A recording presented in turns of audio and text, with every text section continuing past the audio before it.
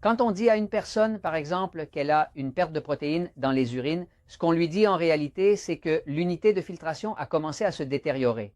Ces reins, en tant que tels, si vous les regardez de près, sont en fait composés de petits capillaires qui ressemblent presque à des cheveux.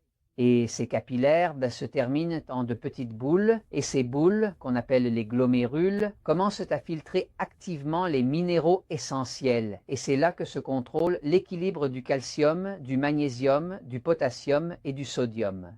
C'est donc une fonction vitale que remplissent les reins. Lorsqu'une personne commence à avoir une perte de protéines dans les urines, ce qui se passe en fait, c'est que ces reins, lorsqu'ils commencent à se détériorer, ne filtrent plus correctement les protéines.